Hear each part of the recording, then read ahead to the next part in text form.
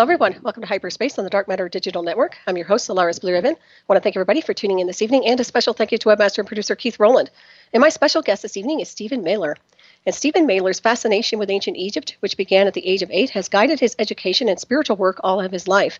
Mehler holds 3 degrees in the sciences and is a trained field archaeologist and prehistorian.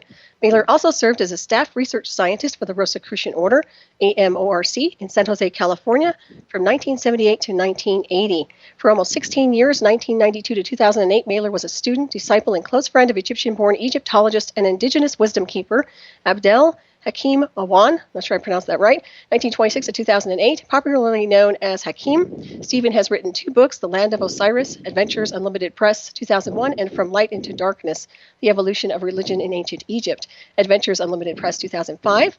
And based on his work in collaboration with Hakim and Stephen's over 45 years of research in the area, Stephen is currently director of research of his own Land of Osiris research project.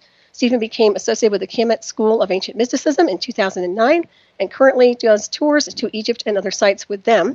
And that is www.kemetology.com. That's KHEMITOLOGY.com. Mehler has researched the phenomenon of crystal skulls in 1979, especially those known as ancient crystal skulls. Mehler has experienced and tested 4 skulls that he has labeled ancient artifacts. He has seen as many as 9 that could fit that category and was able to work with Dr. Marcel Vogel and F.R. Nocerino. Stephen has written a book on the subject with David Hatcher Childress, The Crystal Skulls, Astonishing Portals to Man's Past, Man's Past Adventures, Unlimited Press, 2008. And please welcome Stephen to the show this evening. Hello, Stephen. Thank you, Solara. And that's the short version. That's the short version. That's some very impressive information right there. Welcome. It's a pleasure to have you on tonight. Thank you, Solaris. It's a pleasure to finally talk to you. Yeah, and you sound great. So thanks for being with us here tonight. And I have so many questions for you. So where do I begin? What I'd like to start with is how you really got involved in this area. I know you mentioned as a young boy you had an interest in Egypt. Can you elaborate on this? Yes, it's a one incident that I usually always point out. Like many people, and continually as I keep doing this work, I keep meeting more and more people that have some kind of instance in the early part of their life that led them to a really attraction to ancient Egypt. For me, it was around the age of 8. I always say that my mother, to her blessed memory, she kept around the house the 2 great pictorial magazines of the day. Now, I date myself growing up in the late 40s, early 50s. So this is Life magazine and National Geographic. Everybody knows about National Geographic. So I clearly remember around the age of 8 opening up an issue of National Geographic and stopping dead on a page of a photograph of the Sphinx and the Great Pyramid.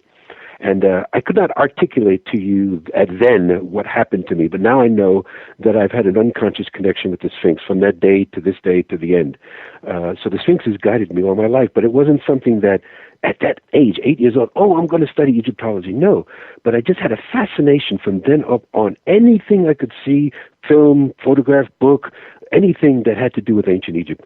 And particularly then I began to hear stories because I was raised in a Jewish household. So we heard the Exodus story, of which, later the movie came out in 1955, which was the 10 Commandments, and everybody saw that movie. It never rang true with me that the Egyptians were these cruel taskmasters who were cursed by God, and this and that and this and that. So the story never rang true, but I always had that interest. It carried through me all my life, so that I began to then question the things that, education, religion. I rejected religion again at a young age, and then even when I was listening to hear teachers saying, I began to question, and that led to my having the field in the sciences, because I thought then only the sciences were giving us objective truths about what is the nature of reality, and that was what my quest has always been. What is this all about? Who am I? What is it all about? And where did we all come from? And even then, though, as I went through the sciences, as you've mentioned, and then cut to the chase now, and began to see that sciences, too, was also being used a lot like religion, a system, a game, and it wasn't totally an open, objective revealing of facts and information presented. And I began to move on, and this is in the 60s, which many people I'm a baby boomer in my generation, got into the mystical fields, and I went into Eastern mysticism in the 60s and began to go on the metaphysical path. That led me to the Rosicrucian Order. And the Rosicrucian Order have a deep connection to the ancient Egypt, and things began getting deeper and deeper and deeper. One thing led to another. I then began to educate myself in the field of Egyptology, academic field, reading all the classics, all the masters, but all of the decade of the 70s, reading Egyptology, was ready to go to Egypt. it cuts to a point where we go to around in 1974, I was trained to go to France and learned archaeology. I got very close with a woman professor friend of mine at San Jose State University when I was doing my second master's degree, which I did in Egyptology, the role and position of women in ancient Egypt. That's another whole subject we can discuss. But this is leading up to what actually the bio said. I was taught archaeology by Professor Francois Bord, University of Bordeaux in 1974. Boom, I fell in love with archaeology. Then my love of Egyptology came in. It was in 1968 that a book really influenced my life, which we can discuss also because we have time tonight to discuss both my books. And this was something that after I had graduated college, this is the Vietnam War, and I was facing either the draft to go to Vietnam or try to get into graduate school, somehow avoid. I didn't get into the graduate schools I wanted, et cetera, et cetera. So I went into the U.S. Air Force for 4 years. I am a Vietnam-era veteran from 1968 to 72. And I decided in those years I was going to spend my time reading things I really had wanted to read and had not had the time for as an undergraduate. So I was very interested in Sigmund Freud and a lot of things Sigmund Freud had written. But one thing Sigmund Freud did at the end of his life really interested me, and he himself got very interested in the origins of Judaism. He published a series of articles that he postulated that Moses, who was the Hebrew lawgiver, had actually been an Egyptian priest under a particular king. That fascinated me. That changed my life, actually. I found a used paperback. The book was called Moses and Monotheism. It was a series of articles that Freud had written for the psychoanalytic journal Imago in Vienna in the early 30s. He wrote one last article in 1938. He then escaped Vienna because the Nazis were coming in to go to England. The book was published 6 months before he passed, called Moses and Monotheism. Well, basically, Freud is speculating that Moses, the Hebrew religion, came from Egyptian teachings. And that changed my life. That became then that this study of this particular culture, civilization, was going to be my life. Then again, I learned archaeology in 74. Then Egyptian archaeology became my life's work. And to make a long story short, again, in the 80s, I came across a group of people who were leading spiritual tours to Egypt. They were the first group. They are known as Power Places Tours. It was Dr. Toby and Teresa Weiss. They were out of Southern California at the time. In the 80s, they had many of the teachers that many people would know today, like Greg Braden, like Barbara Hand-Clow, John Anthony West, were all doing tours for them in the 80s. And they were using a particular tour guide.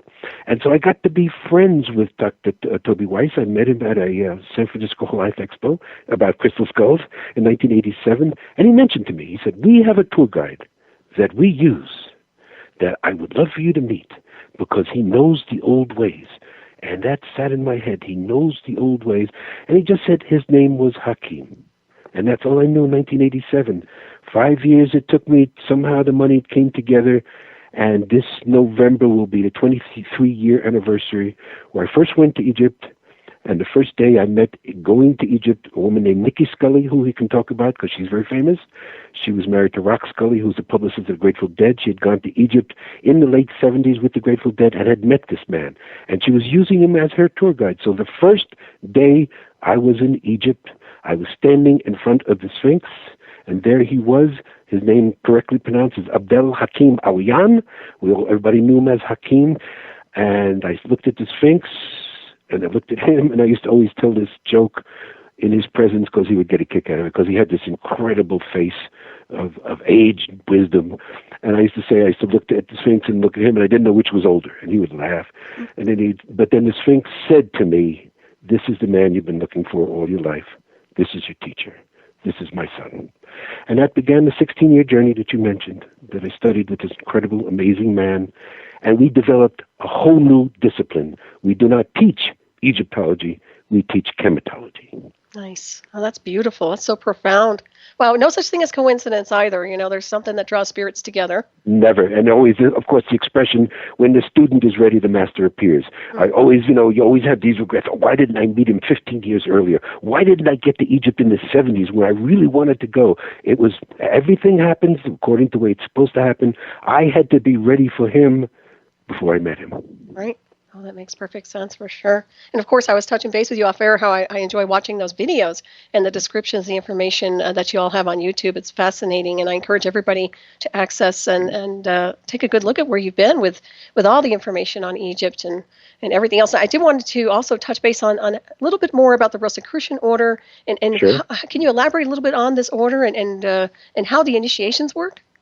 Well, to speak about the Rosicrucians themselves would take hours in itself, but Right.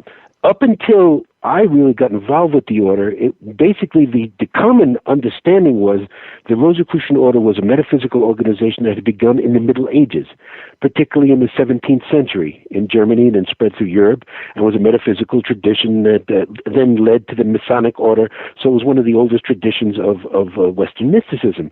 However, one of the things that interested me is that I was living in San Jose, California, where I got 2 master's degrees. After I got out of the U.S. Air Force, I moved to San Jose, California in 1972 and got 2 master's degrees from San Jose State University.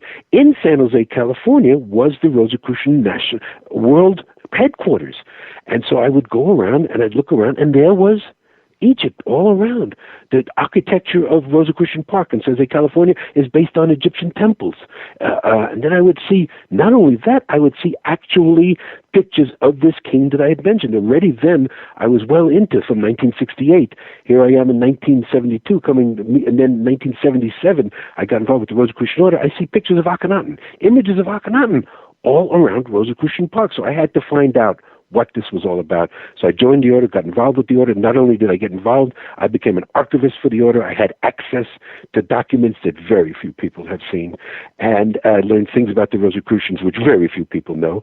But basically, their tradition was they based their traditional beginning back to this particular king, Akhenaten, the king that Freud had written about, that said Judaism had come from. And this is basically what my second book is about, From Light into Darkness, The Evolution of Religion in Ancient Egypt. I trace the origins of Judaism through this king, Akhenaten, and how it came down. Also, the basic tradition I learned from this point, that the Rosicrucians traced their beginning to the 18th dynasty of the New Kingdom of ancient Egypt. They claim to be the oldest metaphysical tradition far and away there is in the West, that everything else came from them, like the Masonic Order, like the Theosophical Society, all the other Illuminati, all the other things that came after came from the Rosicrucians. The Rosicrucians were the first, Right. and So the oldest. that sounds like they were one of the original ancient Egyptian mystery schools. Well, again, it's actually explained in the second book, and we can talk about that. Okay. To be in actual details, Akhenaten's great-great-grandfather was an Egyptian king. We don't say pharaoh because that's something we can talk about. We don't use the word pharaoh for the males at all. There were no male pharaohs. The civilization was a matriarchy. Descent went from mother to daughter. But there was the male head of the family who we later recognize as king. So this one has a title that the Egyptologists have given as Tutmosis III.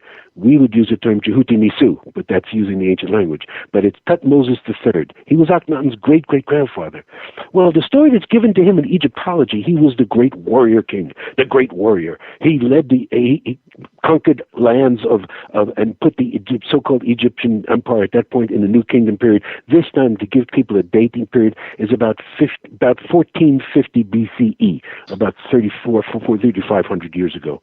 So he's extending the empire of Egypt further than it's ever been. And that's all they talk about him. He was a great king. But then the Rosicrucians have a whole different tradition about him, that when he got older, this man, he had a spiritual reformation, and he had a spiritual transformation, and he decided to eschew battle and war and get into the spiritual traditions. And he developed a systems of initiations, of trainings in the temples of Egypt for initiates to go through to learn higher wisdom, higher teachings, brought it out to the people. He set 12 degrees in motion. Those became the Rosicrucian teachings. So the Rosicrucians consider their traditional founder to be Tutmosis III, the first Grand Master, to be his great-great-grandson, Akhenaten. So that's what we're talking about. So that's the connection. So the Rosicrucians have all this imagery, symbolism. This came back through the tradition. I trace the modern incarnation of the Rosicrucian Order to 1909 to a man named Harvey Spencer Lewis, who became very interested in it. There was no outward Rosicrucian Order then. There was only the Masonic Order. The Rosicrucians have a tradition of being 108 years above ground, 108 years underground, where they're hidden, where it's what's called the invisible college, where they're behind the scenes doing things like they did in the French Revolution, the American Revolution, but that's a whole other story. Or we can do that story. If you want to talk about how many of the founding fathers were Rosicrucians and Masons, we can sit here for a long time and discuss it. But basically, what the American Revolution was a Rosicrucian Masonic revolution. No doubt about it. The evidence is overwhelming. And again, I saw documents that other people did not see. I have had arguments, discussions with people who've gotten their doctoral degrees on Thomas Jefferson. They're supposedly the world's expert on Thomas Jefferson. And they don't know that Thomas Jefferson was the imperator of the Rosicrucian Order for America. Oh, really? I do. Yes. Only Rosicrucians would know that. It's interesting. He's one of my relatives way back. So. Thomas Jefferson. Yes. No kidding. No kidding. And, yes, he was initiated. Benjamin Franklin, who was the Rosicrucian, of course, who set them all on the miracle, who was the spiritual father of this country. If there anybody we want to talk about who is our spiritual daddy, it's Benjamin Franklin. Everything that is this country, what it's made of, as a republic, the three parts of the government, all came through Franklin's understanding, because he was a Rosicrucian. He was the Grand Master of the Philadelphia Lodge. He was the highest-ranking Mason in the United States and the colonies. He got Thomas Jefferson initiated into the Rosicrucian Order in the 1750s when he took him to France. Then he rises to become the imperator. This was, again, we could go on and on about this. I mean, it goes on and on and on. I mean, the connection to the French Revolution is so clear. I mean, what we think of as a nursery rhyme, Frere Jacques, you know the song? Mm-hmm. Well, the revolutionaries in France were known as the Jacobins.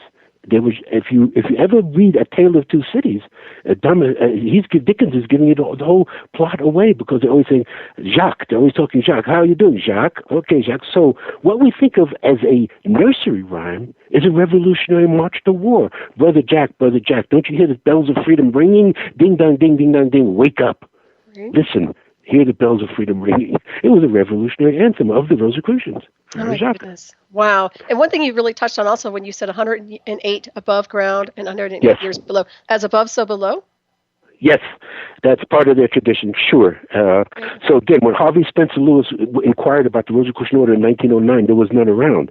He was told to go to France, to a particular Masonic bookstore in Paris. He did that.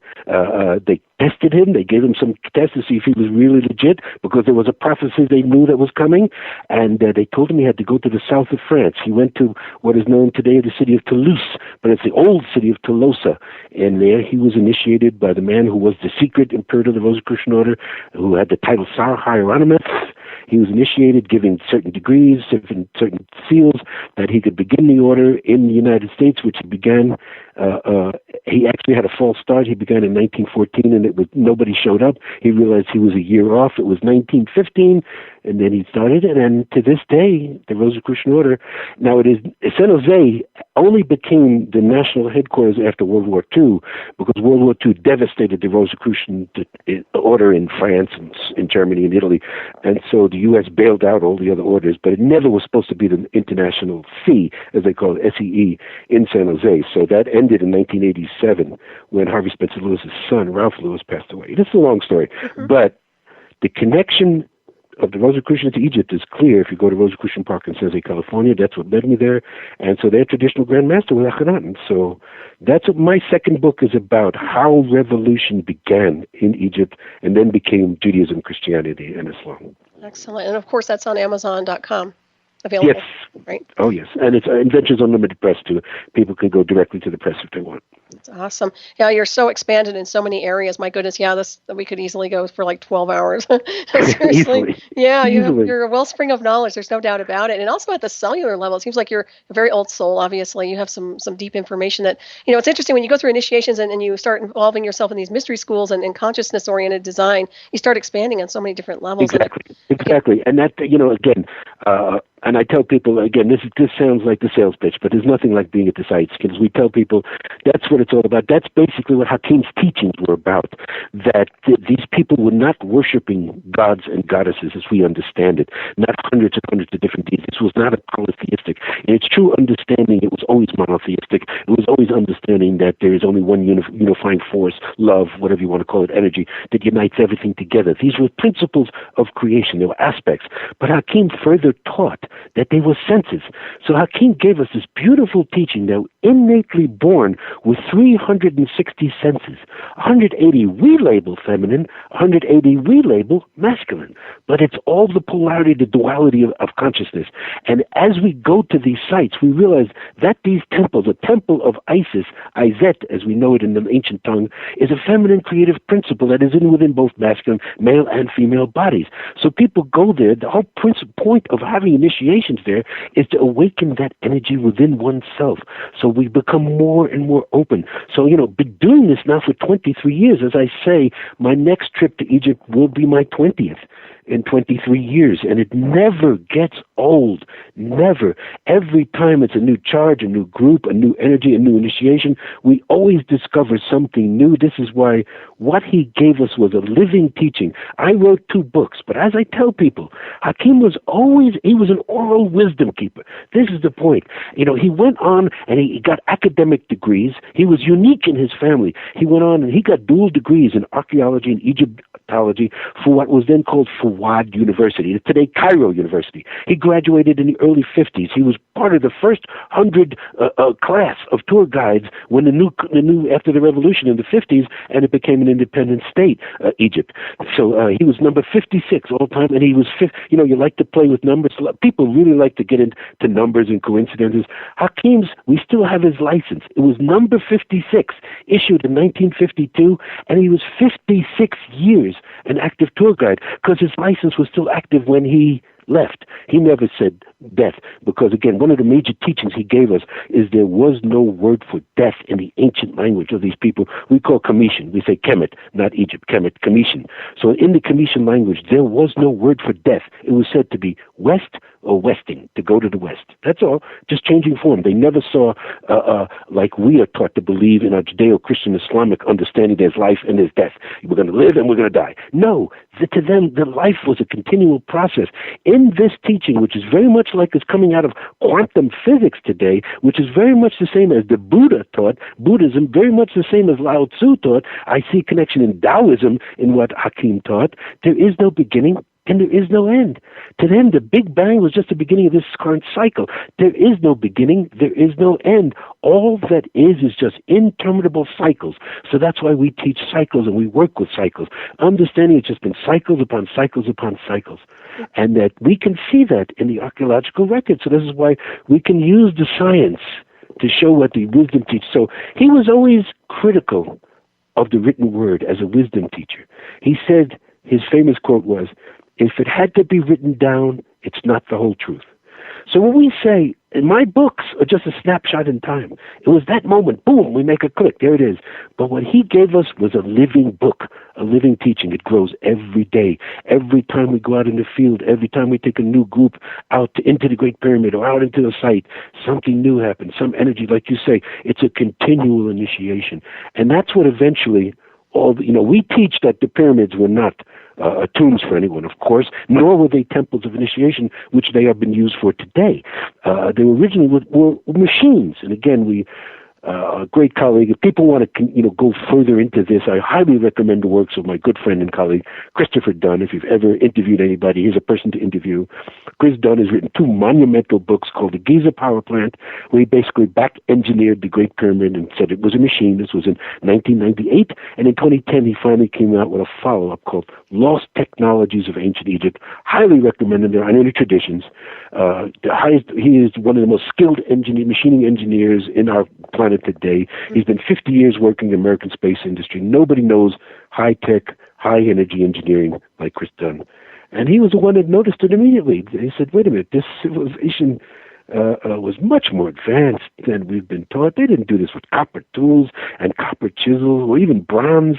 No way. They're working in the hardest stones we've ever seen on this planet. And again, now we have geologists with us. We have a whole department in the Kemet School now of geology with some of the world's top geologists. We recognize at least 10 different stones that the ancient peoples worked on, and the hardest granites and stones on the planet. And we have a whole system that's built now that's based on science. Mm-hmm. And also higher consciousness, which I like. Yes, well, again, this is how Hakim taught. As you're saying, that's why I said we step in both worlds here. He taught from both sides of the brain. This is how let me show you how we do it. Just explain to you how we do it, exactly how Hakim would teach. Working from both sides of the brain. We'll take you out in the field. We'll take you, say, to the Temple of Isis. We'll show you what the glyphs on the wall are. We'll show you the type of stone that's used, the type of manufacturing, when the temple was. We can date the writing. We can't use writing to date a structure, but we can use writing to date itself, when it was here, how this temple was here, what it's built. So what Isis represents, what's the principle, blah, blah, blah. Then Hakim would say, then we meditate. Then we sit in quiet and silence. And you let the energy itself awaken within you. So you work both sides of the brain. We always do that. That's why we call our tours techno-spiritual tours. Because the ancient people did not separate like we do in the modern world. Everything was spiritual. Everything technical was spiritual. There was no separation. Everything was sacred. Everything was sacred, particularly sound and water. Very sacred. Right. We're going to get into that also with the sound and how it affects and how it amplifies throughout the entire Giza complex and the Great Pyramid, right? Right. There's a whole science now that's being called archaeoacoustics. It's the study of what ancient peoples did in ancient civilizations using of sound and acoustics. It's a whole science now, a whole field of study. Excellent. Of course, that's used for healing and all sorts of wonderful things. Absolutely. Healing, sound. I could say to you the Great Pyramid was built over 20,000 years ago. And when that was happening, people were using sound in many, many different ways, the least of which is what we're doing now. Did not have, not only not a written language, that's a given. We know writing is only at the most 6,000 to 8,000 years old as a formal system. We're using symbols before that, but we didn't have any formal writing system before 8,000 years ago. But we know people were communicating. How were they communicating? Well, okay, what's a spoken language? Well, at this time period, sound was so sacred. It was used for healing, as you said, primarily, to lift and cut stone, to create anti-gravity field, to lift the stone, to shape stone. It also was used to raise consciousness, like just toning, but not to speak. Not only we were in a state of consciousness when we did these things, that not only did we not have the written language, we did not have a spoken language. It is what everybody, has gotten into with extrasensory perception, things like that. We all communicated telepathically. Mm-hmm. And Hakim demonstrated that ability to me on many occasions that he was still able to do that. There would be times when he would start a sentence and we'd go off into silence, and I would hear the rest of the sentence in my mind. And I could take it much further than that because he still communicates with me. Mm-hmm. So. That's beautiful. It's interesting because the sounds do create a geometric light language, and I would assume that would create imagery, of course, and so many other things. It's so fascinating. And what a beautiful... The whole field of sacred geometry is, this is where it all came from. Mm-hmm. Like I said, we know that Pythagoras was initiated in Egypt. We know that all the Greeks got their whole science in mathematics, geometry, trigonometry, all came from the Cometians. Everything. And the ability of engineering just boggle. We bring engineers with us on every tour, and we boggle their minds because engineers are straight in their paradigm. They're in their thing. They're not stuck up and having to follow any academic theory. They see what's there. They go with what's there. They get to figure out how this was done. What technique would we use today? And Egyptologists never did that. Never talked to engineers. Never talked to geologists. And so they've been way behind the curve is what we are now in understanding what was going on in these ancient civilizations. And again, basically Hakim gave us the basic thesis that there was a previous advanced civilization to what is known today as academic Egyptology, which begins around 3000 BCE, around 5,000 years ago. And it appears out of nowhere because there's no developmental phase. Where does the writing come from? Where does the ability to build pyramids come from? Just overnight, these people seem to be able to build pyramids.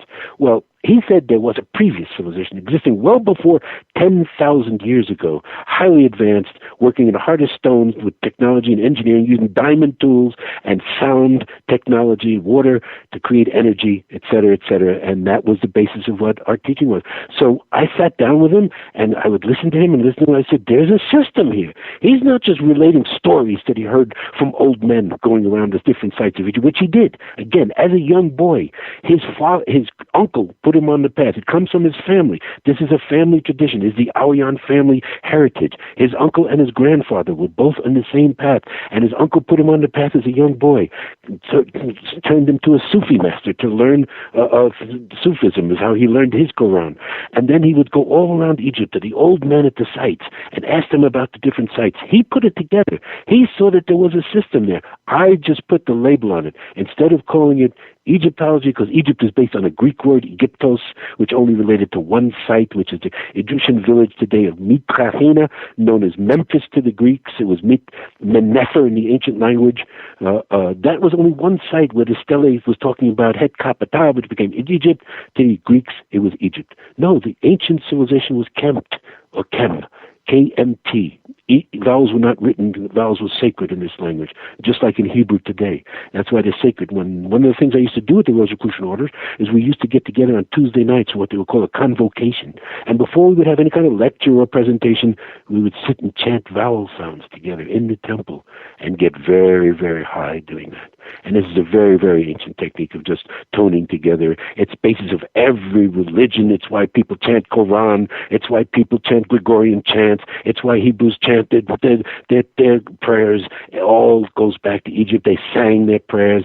Singing was always one way of toning, of using sound to elevate consciousness. Mm-hmm. Very beautiful indeed. And also I wanted to talk about the matriarchy, and I like the aspect of the divine feminine and actually putting emphasis on that. Well, nowhere does it get realized more than in Egypt. Everybody everybody points to that, but people don't realize how deep a matriarchal code. Again, I discovered this before I ever discovered Hakim. My second master's degree, I was frustrated going on to get a doctoral degree from the University of Santa Cruz, California, Santa Cruz, which I wanted. So I went back to San Jose State. I was then deep in Egyptology. I worked for the Women's Studies Department, so I was a flaming feminist in the 70s, studying about ancient matriarchies from all different cultures. I realized then Egypt was too, so I did my second master's presentation in front of the Women's Studies Department, San Jose State University. I gave a 5-hour lecture on the role and position of women in ancient Egypt for 5,000 years. And I had identified then 5, definitely, maybe as many as 7 women historically in the so-called Egyptology that we can document who took the male role. They say became pharaoh, took the role as king. Well, took both roles as per Ah, which I can explain really where the word pharaoh comes from. We have what we call the 5 pers, the 5 houses. This is the basic teachings of chematology.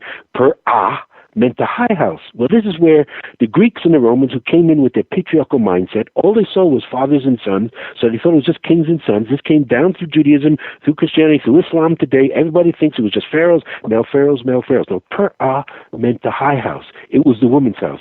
So basically, right there, foundation, the civilization was matriarchal. Descent went from mother to daughter. There never were any male pharaohs. Everyone, including myself, has used the word wrong.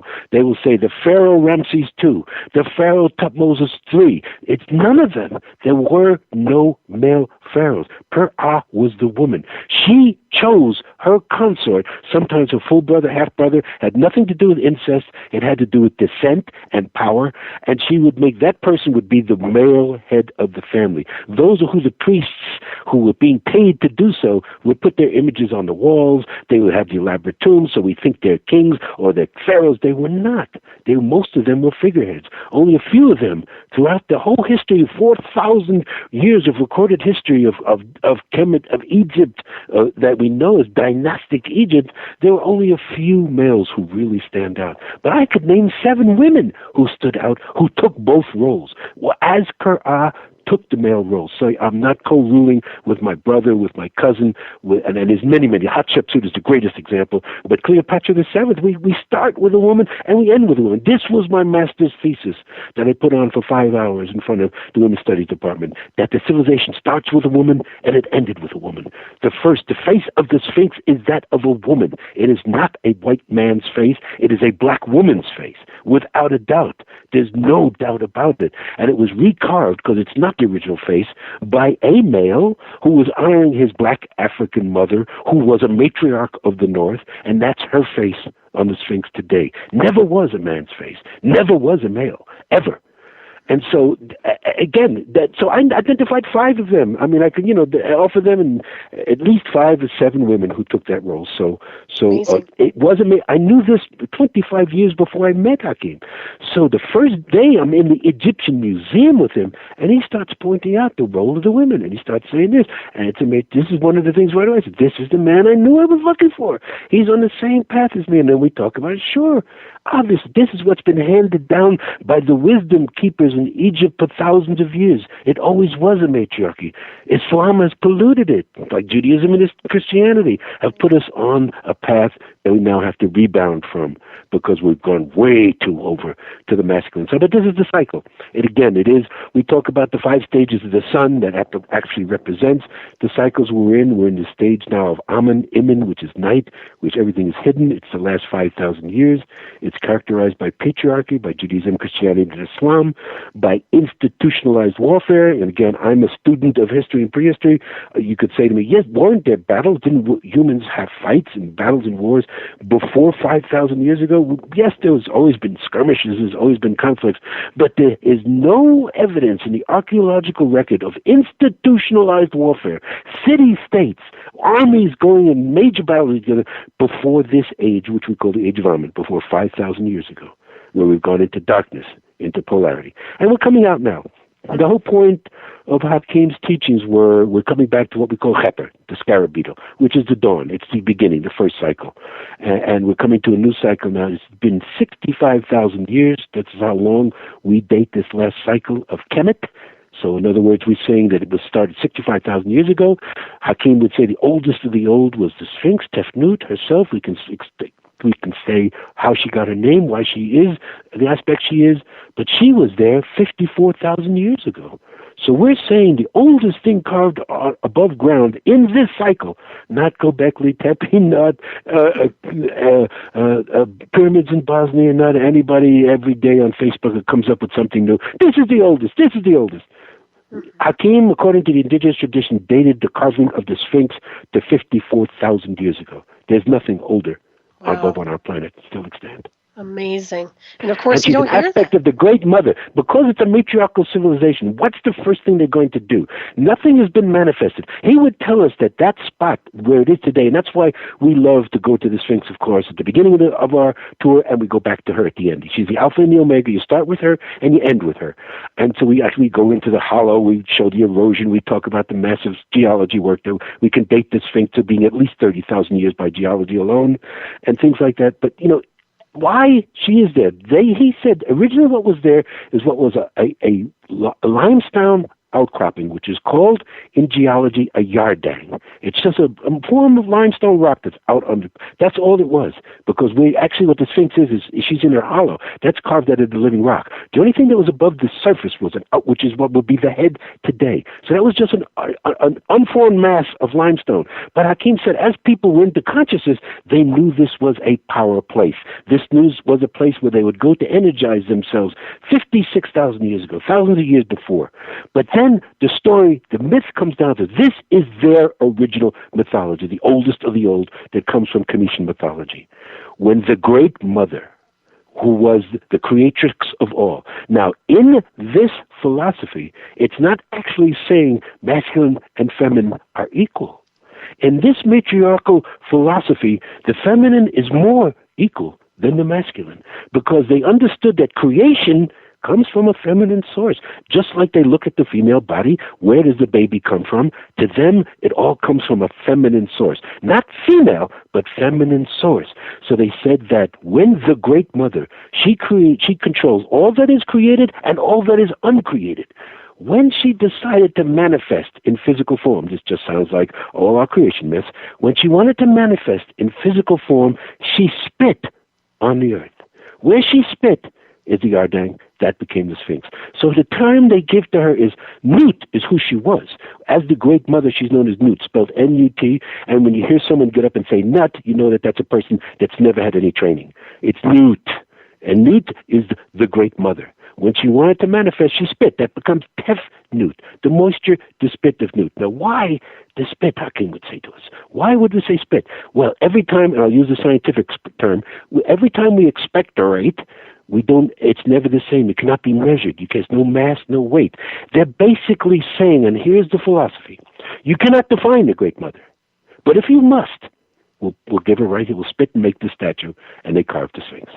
And it was originally a lioness human face because they considered the lioness, certain creatures they observed in nature, everything they put in their glyphs. People think they worshipped animals. They call it zoomorphism. It's such nonsense. They weren't worshiping animals.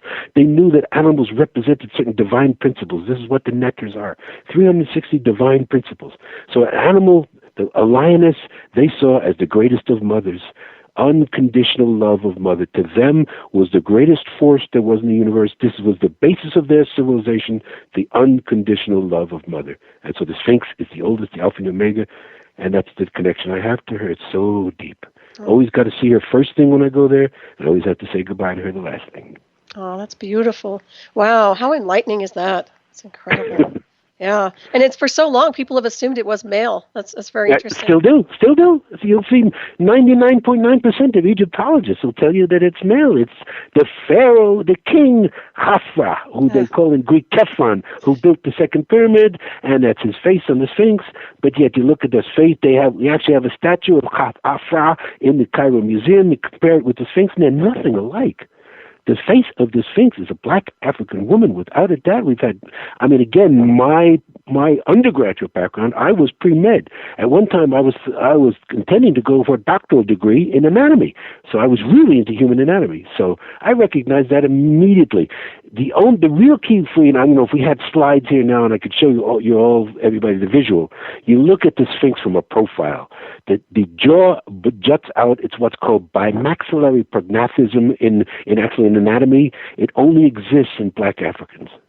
So, and it's clearly a woman's face because the tradition is that it's a woman. Mm-hmm. Once you see it, it's obvious. Mm-hmm. Every time I've taken people to Egypt, they say, just look at the face of the Sphinx. Do you think that's a man's face? Most women will always say, no, she's so soft. It's a woman's face, of course. Yeah, and the energetic signature associated, does it feel feminine as well?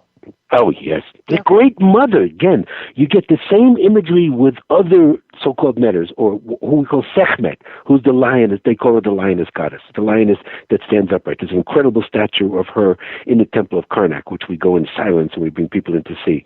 Again, it's the unconditional love of mother. That's what you get.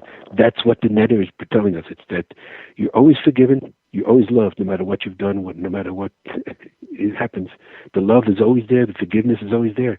And that's what Mama's all about. And that, to them, was the most powerful force there was. Nothing stronger. Mm-hmm. Very true indeed. And also, in that lineage, would you say that's a celestial lineage, or do you classify it as strictly from this planet? It's both. It's both. We can get into I don't try to go too far into the extraterrestrial thing because it's been so distorted. But we can discuss it. But it is both, no doubt. They linked Tefnut, the Sphinx, is linked to Sirius, not to the sun.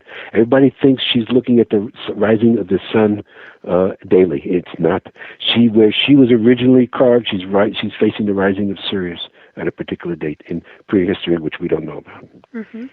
Very good. Awesome. But yes, so other metas like Osiris, Wizard, Isis, Ptah are all connected to the star system of Sirius. So they saw that originally their ancestors had come partially from Sirius, no doubt. Mm-hmm. They believe that. And again, that's part of Hakim's tradition. It's part of most traditions from indigenous people that we are starseeds.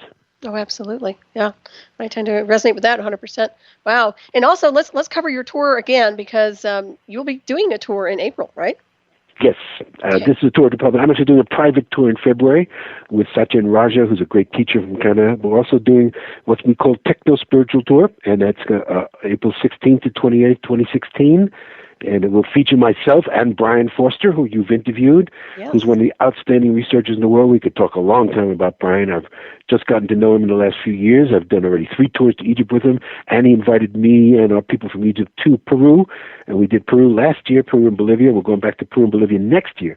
So we're going to be with Brian Foster, who's one of the outstanding researchers in the world, Susan Moore, who's our staff geologist, Yusuf and Patricia Awayan, who are the co-directors of the Kemet School, Muhammad Ibrahim, who's our Egyptologist and tour guide. And we're going to have a great, every time we do more, we see more. It's just been a tremendous growth. And we just really featuring in this on the stones lately, where the quarries are, what kind of stones we used. We just, as you know, for example, I mean, let me just give this example out. Last April, we were just in the Cairo Museum. And Yusuf Awayan, who has now taken over for his father, he's the second youngest son. Hakim had 11 children, 8 sons and 3 daughters. He wanted all to follow the path, and some did, some didn't. And Yusuf was really the one he always wanted to, but didn't really pick it up until after his father passed. Anyway, now he's become a tremendous archaeologist, chematologist in his own right. And he made a discovery in the Cairo Museum because he really knows stone, and he was a stonemason. He's a carver. So he pointed out to us a bowl. It wasn't labeled properly in the Cairo Museum. He looked at me, and I looked at it, and I couldn't tell. We brought the geologist over. He said he thought it was what's called wait a minute, let me get it now. The type of stone. I'm losing it for a second. It'll come back to me. It's a very, very hard stone. And almost as hard as diamond, second to diamond. It's I'm losing it right now. Anyway, he saw the stone, and she came over and she said it was right. So this is something no one has ever seen. I mean, we're talking about granite. When we talk about granite is 7 on what we call the Mohs scale, MOHS, which diamond is 10, and ruby is 9. And so, carborundum, that's it, corundum, there it is, I got it. So the one that's 9 on the scale, only under diamond, is corundum. And it looks like a brown stone, so you can think it's granite. And she saw it, Susan Moore, and she said, you're really good. It is. So we have no idea how these people could have fashioned a bowl. It's enough to think that they did it out of granite, which they had to have used diamond tools or some very sophisticated machining. And again, people think lasers do not cut stone. So we try to eliminate this thought right away. And there's another thought that we can go on deeper in this if you want to talk more about the actual physical construction, because we have been fighting these other theories for years, and we've got science behind us. I mean, some people think that this Great Pyramid was actually cast like concrete, like it was. They had molds and they just made soft stone, and it's plastered in there. And a French chemist came up with this idea in the 90s because he had developed a technique himself called geopolymerization, which is a new form of plastic. So he believed that that's what they did in the Great Pyramid. He thinks he had some tests for it. But, we've been testing pyramid stone for 10 years. We have a laboratory in Pittsburgh where one of the world's outstanding chemists is working with us. We've been testing stone from inside the Great Pyramid and the casing stones for 10 years. We haven't found a trace of synthetic stone or concrete or anything like that. It's all natural stone. We know where the stone was quarried, and we know how they machined them. But they appear like they've been softened and fit into place, particularly in Peru and Bolivia. People really see that in Peru and Bolivia. If we had Brian here, we could really go into a discussion about that, because you see what the people think happened in Peru and Bolivia is they had the ability to soften the stone, and they molded and then it hardened. But we see the same examples in ancient Peruvian and Bolivian cultures of the machining, like we see in Egypt. So no, we don't believe that either. We don't think they did any synthetic stone. They used all natural stone, and they knew how to machine and quarry these stones and do incredible things that we're just learning about. Right. What about using water to define a structure? Would that be a great possibility? That we just had an engineer with us who said a water jet technology could do a lot of that work in granite too. I mean, we believe there was a multitude of different tools, of different applications, but the one that Chris Dunn has come up with is the one that I favored. We call it impact ultrasonic machining. Meaning there was a tool that was spinning at a very, very high RPM, thousands of rotations per minute, or per second, RPS, and it would be producing a sonic field. And that sonic field sound actually altered the stone and made it softer and easy to cut, and they used diamond tools. So this is how we think this. So in other words, this is academic. This is anti-evolutionary theory, the way we're taught, how academia teaches. We start from the primitive to the complex. We've had these very cavemen. So, we lived in caves. We lived hunters and gatherers. And then all of a sudden we went to cities and we developed blah, blah, blah. All of this is wrong. It's cycles. Civilizations have risen and fallen, risen and fallen. That's where the whole myths of Atlantis and Lemuria come from. Risen and fallen and risen and fallen. We've had many, many, many different times where civilization has been highly much more advanced than we think we are today. We're only rediscovering today that which we already knew.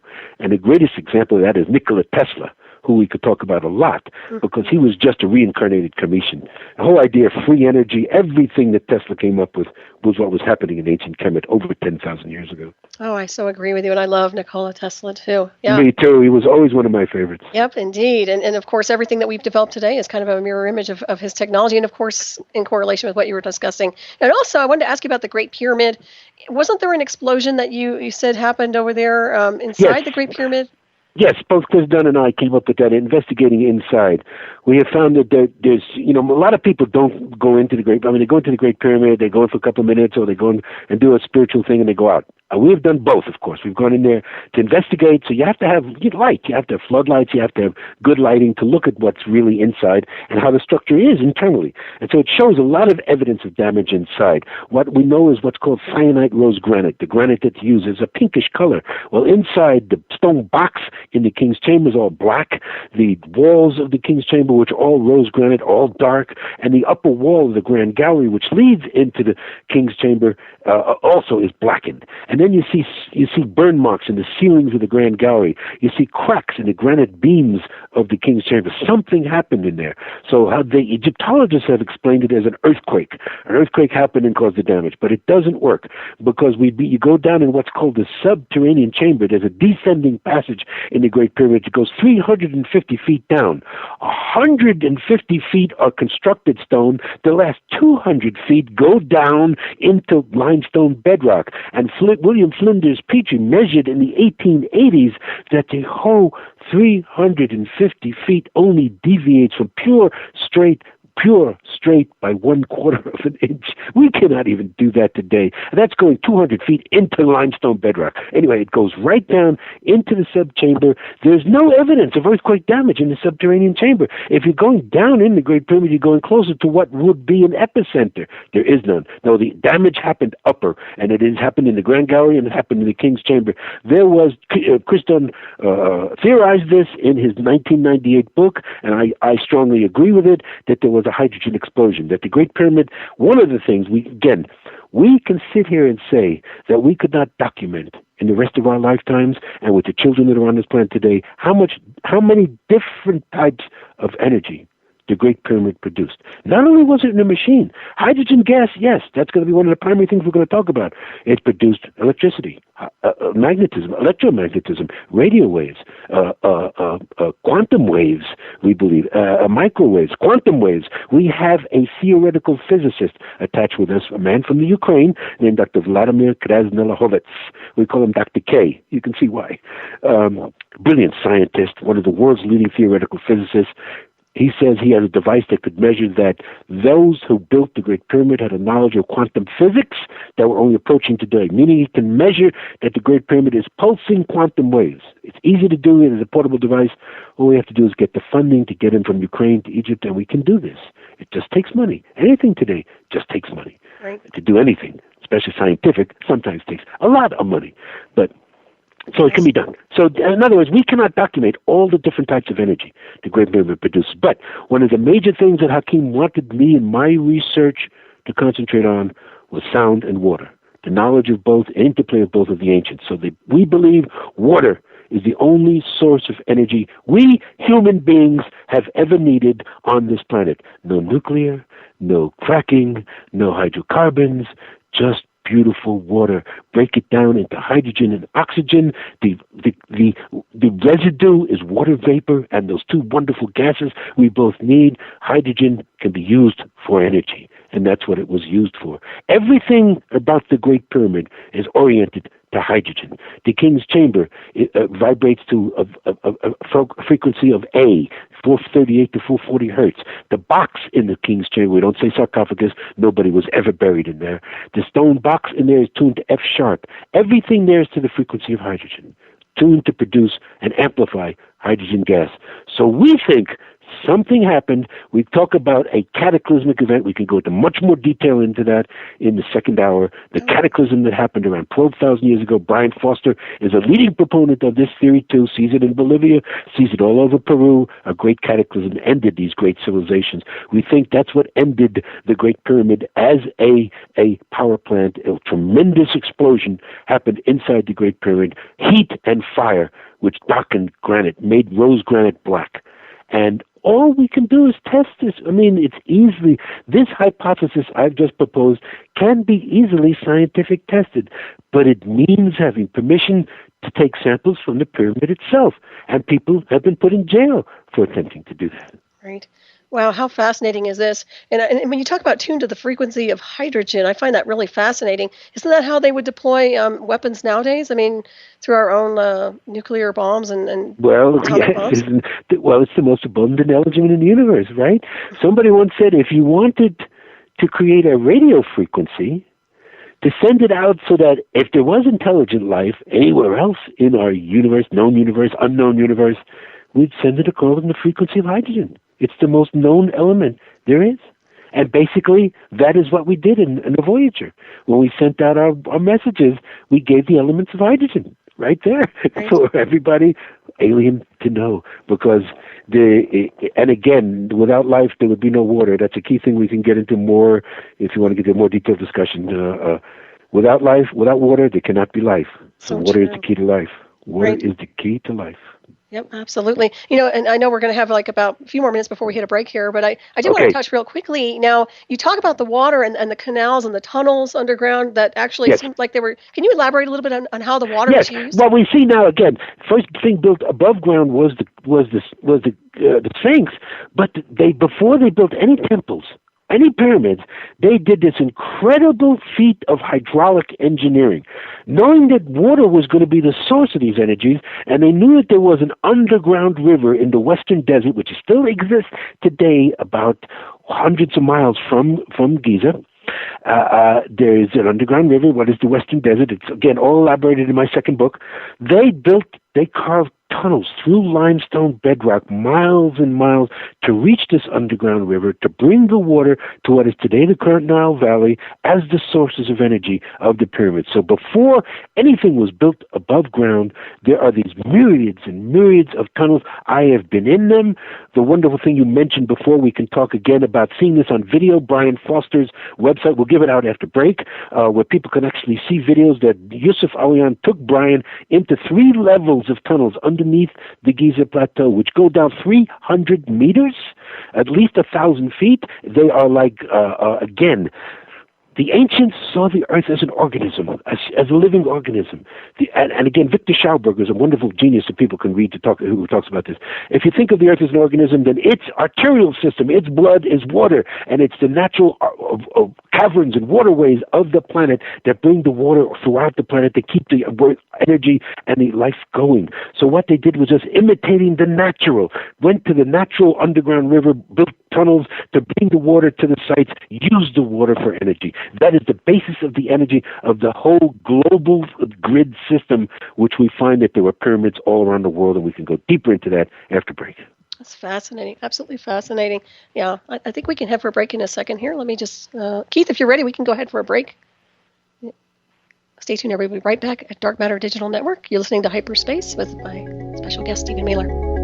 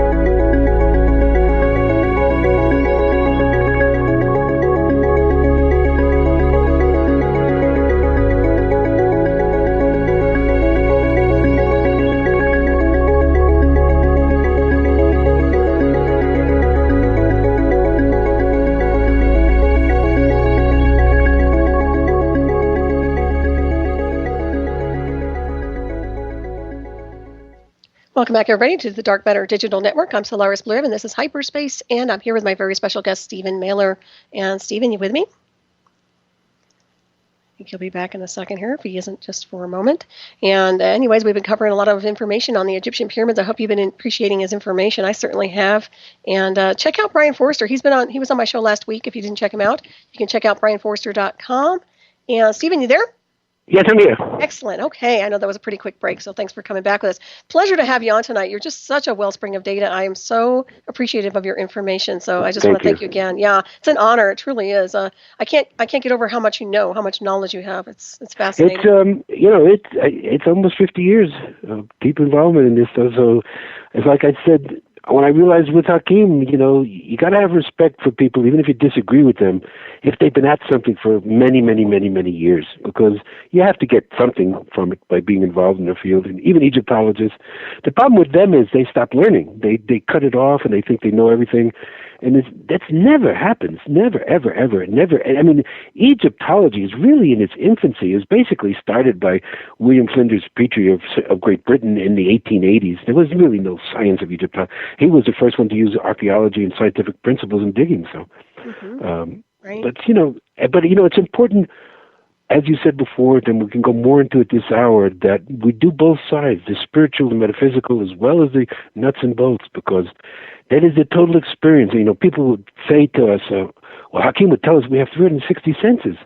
Well, how do we know? We're only using 5. And, we would talk about that and say we don't have the language of those senses. We only have the language of the 5 senses. People would say to Hakim, I saw a dream last night. He'd say, no, you weren't. Your eyes were closed. You were sleeping, but you're using the language of the eyes. We'd say, I hear what you're saying, but you're not really using your ears. It's an understanding. So he would say that people, what can we do? Just the basic teaching here is for everyone to understand that we are born that way with 360 senses. So for only using 5, we are crippling ourselves. We are limiting ourselves. And this is what we're taught in this age of Amun, this last 5,000 years. That's why it's so important to understand these cycles. We're taught to limit ourselves. We're taught to separate. There's a Jew, there's a Christian, there's a Muslim. They can't be the same. There's a man and a woman. The basic difference there. Patriarchy makes the basic definition of a difference between a man and woman. Matriarchy never did that. Again, when people don't understand about it, matriarchal men were inferior and women ran the show. No. In a matriarchal, everybody knows their natural biological place. And men are not considered inferior. They're just different aspects. It's just the plumbing is not the difference. The difference is how you lead your life and how you work with the energies you're innately born with. And so our whole teaching is to open up all sides of the brain for people to realize that we are multidimensional, multifunctional beings who've not being taught in schools, in religion, by education, by political systems, who we really are. And so the decision has to be for every thinking human being. I talk about in Land of Osiris, the great mystic George Gurdjieff, who's also one of my favorites, who was born Greek-Armenian, his father being Greek, his mother being Armenian, and he came from both traditions, the oral tradition of the Greek bard, his father was, and the Armenian tradition of very, very ancient culture. And he went out. He basically stated that the question that he postulated is that every thinking human being has to say something sometime in their life, who am I, what am I, and where did I come from? And that's the question that put me on the path at the young age. And I began to reject it. Say, no, religion didn't cover it. No, education doesn't cover it. No, even the sciences didn't cover it. I had to go into the metaphysics, the spirituality. And even that didn't cover it until I finally met this man, Abdel Hakim, who put it all together. I had studied Buddhism. I had studied Taoism. I had studied a lot of Eastern Vedantism, all the Eastern mysticism. He put it all together where I saw a real living system that's been there for thousands and thousands of years and continues on through us. And so we're just vehicles to bring these teachings forward. But it is both an understanding that exists from both sides of the brain, and we're taught to separate those things. We either have the intellectual or we have the intuitional. And then they like to say, it's the feminine, so that just women have intuition. Men are supposed to be rational. And it's all nonsense, all that we've been told. That's not what we are. We're all made up of different energies and different aspects of these functions. I so agree with you. Yeah, it's really the multidimensional being that you're describing. I mean, that's really what it's about, and higher consciousness. And yeah, this is fascinating, and I so resonate with your information, and I'm sure the listeners do as well. And I know you're going to touch on the cataclysm, which happened over 10,000 years ago. If you want to go into that a little bit. Yes, what really started again, it was another friend of mine who was a student of Hakim's, Barbara Hand-Clow, who actually, the first time I ever went to Hakim's house was with Barbara. Barbara was doing tours with Hakim for Power Places tours in the 80s up into the mid-90s. Did some tremendous tours with him. So she had published a book written by when she was once the publisher of Barron Company. She sold Barron Company to Inner Traditions around 2004, I believe. Actually, before that. Around 2000, around 1999. Anyway, she had published a book called Cataclysm 9500 BC, written by two British authors, Allen and Delaire. One was a science historian, one was a geologist. They're the people who came up with this idea that there had been a major worldwide event, which is what's mentioned in all the flood myths, which is all the stories. Again, if you do an anthropological survey, you can find at least 250 indigenous people around this planet who have a flood myth, who have a story of a great cataclysm. Of course, it comes through the Bible. It comes right through. But most archaeologists and anthropologists of the field, they said that the flood myth was really a local event. That's what happened in the Middle East. That's what was recorded by the Sumerians, who handed it down eventually to the Hebrews, and it became the Hebrew creation myth. Well, and they based it on an event of the sinking of the island of Santorini, which was off of Greece around 1400 BCE. Well, that's not what Allen and Delaire found. If they found massive scientific evidence that there had been a worldwide event, something that happened all around the planet, and the geological age was being somewhere around 11,500 BC or 9,500 BC or around 12,000 years ago. Well, what they finally postulated, again, to make a long story short, people can read this book, Cataclysm 9500 BC, it's still in Barron Company. Barbara Hand-Clow wrote her own book following up on it called Catastrophobia in 2001. She has since updated it in 2010 called Awakening the Planetary Mind. I recommend it to learn about this event, which we now know, which we recognize as being the Vela supernova. It's VELA. Anybody can Google it. It was an event that happened in celestial space around 14,000 to 11,000 years ago, and we believe impacted our entire solar system. Knocked Pluto, which was probably not a planet, but a moon of Uranus, into this weird orbit that it has with its two moons. It also knocked Uranus totally on its side, where it's 180 degrees off of north. And again, between Mars and Jupiter was a planet, which became destroyed. It's called the exploding planet thesis. It's now known as the asteroid belt, where the asteroids come from. And again, our planet is on a tilt, which gives us our precession of the equinoxes, a tilt of 23.5 degrees, which gives us our astrology and our astronomy, all our constellations and our astrological signs. However, Barbara noticed something in her work, because she's a master astrologer. I noticed the same thing, that there was only a time period where it seems like humans were not practicing the sciences of astrology and astronomy. And only at a certain time period in the last 10,000 years. Before then, people were using only the pole star to navigate. They weren't involved in as much constellations as we are today. And also, there's a lot of other events like sites being aligned to solstices and equinoxes. There seemed to then be an event, again, to make the thesis, to bring it down, shorten it to its understanding. The idea is there was this worldwide cataclysmic event. The sky was on fire. There's a Greek myth that Allen and Delaire use, what's called Phaeton, of a fire dragon that came from the sky. They actually said it literally would have been true, that the sky would have looked like it had been on fire. We would estimate anywhere between 85 to as many as, I think closer to the higher number, 99% of all civilizations that were on the planet disappeared. So we are the remnants of that 1% or 10%, whichever number you want to use, that survived. And how it's being said, what Barbara noticed is also Allen Delaire noticed, is another great author had taken up this idea, Immanuel Velikovsky, who wrote in the 50s, Ages in Chaos, Worlds in Collision. Yep. Velikovsky was a Freudian analyst. What he did was he psychoanalyzed humanity. And he said that humanity has this collective fear, this collective trauma. We all react to earthquakes. We all react. When we hear the hurricanes, when Katrina was happening in New Orleans, everybody wanted to contribute. When the tsunami hit in Sumatra, everybody wants to contribute. Humanity drops, borders drop, religions drop, races drop, religions drop. Everything drops when it's a cataclysmic event. We all react. We all want to be there. Well, it's inbred, they said, in our psyche. Those that survived that cataclysm carried this phobia with them. Something came from the sky. They were living in this reverie. Again, this is the age of Aten, the age before the age of Amen, where we were in the so-called golden age, building pyramids, living for hundreds of years, living in this wonderful free energy, etc., etc. No religions, no kings, no wars. This was real. This actually did happen. And all of that. So we came out of that reverie, though, because of the cataclysm. And those that survived and went to subsistence living, went back into farming and gathering into huts. That's what archaeology thinks is the normal progression. No, it went backwards. We went backwards and had to subsistence live again to survive. And those that survived had that collective fear, were obsessed with being able to predict if an invader was going to come again. That started astrology, that started astronomy, that started everything being oriented to solstices and equinoxes, to look for eclipses, all of these things. That led to the shamans, it led to religion, it led to the control of humanity from the age that came after that. But from this came the idea they had to be able to predict what's happening in the sky.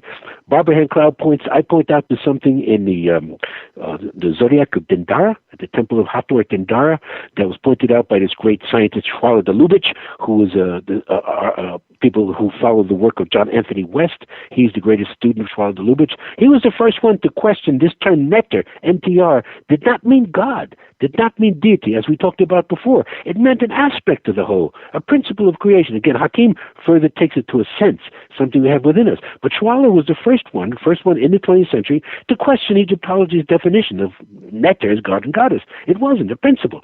He pointed out that the zodiac of Dendara shows some specific action happening that is pointing to the age of Cancer, which is 8,000 BCE. We believe, Barbara Hand-Cloud and myself, and we may be wrong, but we believe it's actually saying there that there was no system of astrology before age of Cancer, which was an age of matriarch Neolithic civilizations, which they began all of these orientations to solstices and equinoxes and trying to predict all these things, comes really at this time period. We believe that's when astrology started. So the point is then that before the cataclysm was a total different existence than it was after. After the cataclysm is what academia thinks was civilization, where then you start having agriculture and city-states in the Middle East, and then the rise of Egypt and Sumer and blah, blah, blah, blah, blah, blah. Well, they were just shadows of what was before. We're talking about ancient Kemet before the cataclysm was nothing like what people think Egypt was about, with pyramids, grid lines, pyramids that were lined in a grid, with temples, with a civilization that was bathed in infrasound, free energy, and using sound to live as long as the patriarchs supposedly did in the Old Testament, hundreds of years. We basically have a system, this physical system we have, that should last for hundreds of years. If it breaks down, which it does so much in these days, it's because of how we treat it and how we live, and we're living totally out of balance. Mm-hmm. When we're living in balance, we live like the patriarchs, like Methuselah. Right. 900 years. I so agree with you. Yeah, well, it seems to be a kind of a misuse of technology to some degree, but of course that could be a mirror image of a lot of other things. Now, you mentioned something really interesting to me. When you talk about these civilizations, that got wiped out and there was a small percentage that survived, how do you think they survived? Do you think they went underground? And also, the people or the beings that quote-unquote, would they transfer out, or did they phase shift to another dimensional space through some technology? All of the above. I think it's all of the above. I think this is also corresponds to what they say is the end of the ice ages. So you get all of these changes of climates, and again, before then there were only really 2 seasons. There was not a severe winter, and there was not a severe summer.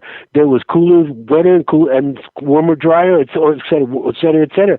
But there was that. What happens when we get to tilt is we get 4 seasons. Everything changes. Water systems dry up. The rainfall in Egypt dried up. The source of energy of water for the pyramids stopped. So many radical changes. Those that survived, yes, they had to go underground or they went into huts, like we said. Again, what's clear is that the ice ages did not affect all of all of the world. When people think, again, the ice ages are overrated as causing a lot of the changes. The ice ages never went down into Egypt, but Egypt shows floods. It shows severe flooding, severe changes that happened after the ancient civilization. And again, this is what leads to what people went into more subsistence living. So people think they're just hunters and gatherers, and then they start to form cities, and then we get the forming of civilization. What really was a shadow of what was before. What we see now, and we see this worldwide, and again, this is where Brian Foster comes in so great, as we're seeing this worldwide, and he's on his way to Australia now, and we've seen it in Lebanon, we see it so much in Peru and Bolivia, that there was a severe change, and that later cultures, people just came in and found the ruins of what were these great ancient megalithic civilizations and just built on top of them or built around them. The Inca were geniuses at terraforming and using the great sites that they inherited. They didn't build Machu Picchu, they didn't build Ollantaytambo, none of these sites did they build, but they inherited them. And it's the same in Egypt. Much earlier, they're dynastic people. These tribes come in from the deserts after living in subsistence living. They form alliances with the people we call the shamans, and that forms what is called dynastic Egypt and begins around 3000 BCE. But it already was there for thousands of years, building up to that point where it eventually could come back again and pause into it. But then we moved into this certain cycle we're in now, which is the cycle of patriarchy, and why things are out of balance. But this is why we're doing what we're doing. Again, the major reason that Hakim released these teachings, not only to me, but to many, many others, but I was his main disciple, was that he was told by his masters, it's time, the cycle was coming. Again, you study all the different peoples, you talk to Hopi, you talk to Mayans, you talk to Tibetans, and I have the elders of all different kinds. Brian's going to be talking to Maori elders and Aboriginal elders now. They all have the same stories. I mean, the cycles coming around, and we're coming to the end now of many different cycles coinciding now, not just the Mayan calendar, which, we passed December 21st, 2012, and the world didn't end. But there was a shift. If you have the subtle energies, the subtle connections, you realize things did shift as the Mayans predicted. We're going into more no time now. Things are out of different. The climate change. The whole climate change, what it is not either or. It's not whether human beings have done it or it's a natural carbon cycle. It is both. It is both at the same time. There's no doubt we have exacerbated these effects, but the end of cycles are always characterized by great earth changes. It has always happened before, will always continue to happen. We've made it more severe now, so we're going to suffer more because of it now. But again, it's not the end of humanity. It's not the end of Earth. I mean, Hakim, there never was a man that I met in my life who was less afraid of going to the other side. This is why he taught to us there was no word death. He was supremely confident that, we're not going to destroy the planet and human beings are not going to destroy ourselves. But maybe only a small amount compared to 8 billion, which are now. But, it's happened before. It'll happen again. But the idea is for people to awake. Right. That's what we're doing. That's what it's all about. To understand who we are, where we come from. We have done amazing things in the past. We can do amazing things again.